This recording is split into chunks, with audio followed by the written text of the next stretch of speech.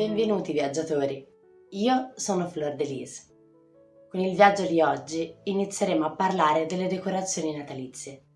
Voglio premettere una cosa però, essendo che ho uno stile un po' particolare e le cose classiche del Natale non mi fanno impazzire, tutte le decorazioni che vedrete e che realizzerò saranno fatte ovviamente nel mio stile, per il mio albero di Natale o per le mie decorazioni. Quindi saranno tutte comunque a tema gotico o comunque su colori che normalmente non si utilizzano per il Natale, viola, nero, blu, però la cosa bella di queste creazioni è che potete tranquillamente ricrearle con i colori ovviamente a tema natalizio. Detto questo, concentriamoci sul viaggio di oggi, che è il seguente.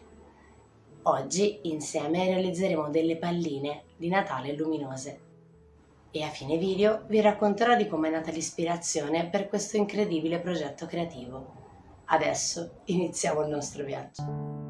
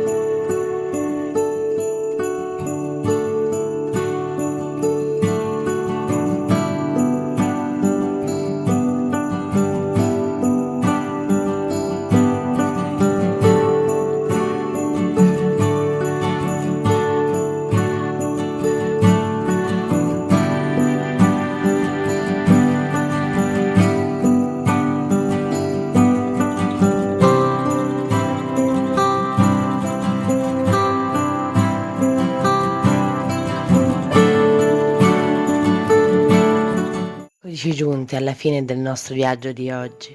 L'ultima cosa che voglio raccontarvi è com'è nata l'ispirazione per questo progetto creativo.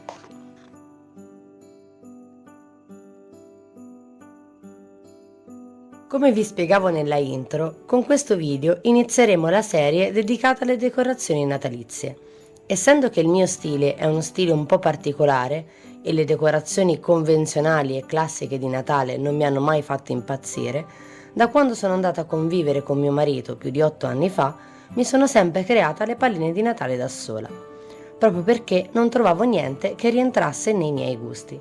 Infatti, il mio albero di Natale, che vedrete in un video che realizzerò una volta terminata la creazione di tutte le palline, non è proprio convenzionale, ma rispecchia molto il mio stile, il mio carattere e racchiude molte delle mie passioni. Detto questo, ci sono pochi addobbi classici del Natale che mi piacciono e una di queste sono gli addobbi luminosi. Quindi, quest'anno ho voluto realizzare queste meravigliose palline luminose. Ovviamente queste palline sono fatte seguendo i miei gusti, ma lo stesso metodo si può applicare sulle palline rotonde e con i colori che più vi piacciono. E perché no, mettendo il nome della persona a cui volete regalarle, possono anche essere una bellissima idea regalo per i vostri regali di Natale.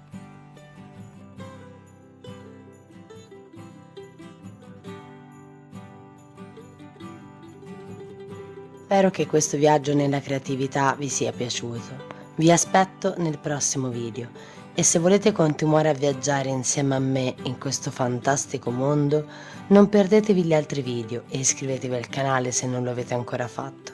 E se volete contattarmi per delle informazioni o chiacchierare con me, vi lascio tutti i link in descrizione. Ci vediamo nel prossimo viaggio.